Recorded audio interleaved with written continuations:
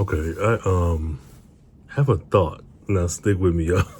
I had a video that I posted. I can't remember where, but I know it was on TikTok and it was some time ago, but I think I posted it somewhere else. Well, essentially I asked, like, what does your characters do when the book closes? Like, do they just kind of loop around and live through the story again? Again, this may not be for everyone, but this is how my mind works.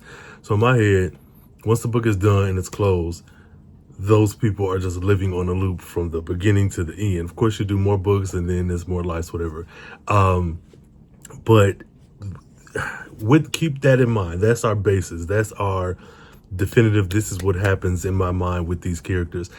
There is a book that I wrote where I lost a good chunk of the book and I had to rewrite it. And so if you are like a comic nerd type person, you know, like about the multiverse and everything else. And so I'm like, in my mind, I'm trying to figure out, how do I feel about this? Like, is this some alternate version, some alternate universe of these characters? Like my initial book, let's just say Love and Ashley. From beginning to end, that's Love and Ashley. That's the life that him and me showing everybody else is living. And then let's say I lost a bunch of chapters in that and then had to rewrite those. So the final book has the second version of the event. So this is the main universe, and then those chapters that I lost, whatever reason, Scrivener or Vellum or whatever, like that is again those characters starting from the beginning and then branching off to that other timeline. And then let's just say for Love and Ashley, the whole back half, let's say the whole last, I don't know, 7 chapters were gone and I had to rewrite those. So now we have the main timeline that split with the new scenes that were initially wrote. Then you got the old scenes that were lost somewhere in the ether. Then I get through the whole ending of the book. So that's one timeline up until a certain point, and then it branches off. So now we have 2. Then I have the final book where I lost those last 7 chapters. So now that's 3 timelines. And then we have the chapters that I rewrote. So if you're sticking with me, work with me. So at the end of Love and Ashley, the full 7 chapters that I lost, when I rewrite those, let's say there's a character named Sally, and Sally in the initial ending, I don't know, she had talked a lot of shit to Ashley and she was, you know, oh, I'm the it girl, whatever else, and then she goes off screen.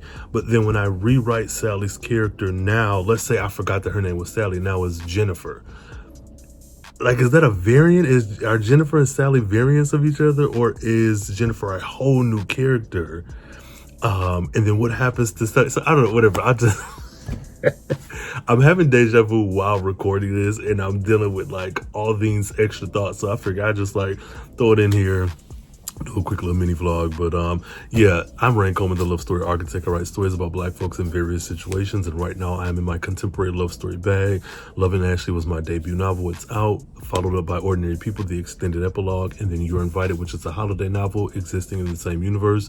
I am gearing up to release No Lover to Offend. It is part 1 of the 2-part No Lover to Offend duet series. No Lover to Offend drops on February 7th on my website, 𝙗𝚘𝚟𝚎𝚛, but it drops on February 14th on Amazon. This book is not in KU. Same thing for the second book, the follow-up No Lover to Offend book 2. That will be dropping on March 14th, but we'll follow the same program. March 7th on my website, 𝙗𝚘𝚟𝚎𝚛, March 14th on everything else. But all that being said, these are my ramblings. I'm building an extended universe. If this is something you're into, please be sure to check my stuff out. All right, y'all. But your to my plate, I don't skip the lunch, I don't skip the brunch, not the dinner neither. And we hella close, not a centimeter. Getting in between is all you two turned up. Never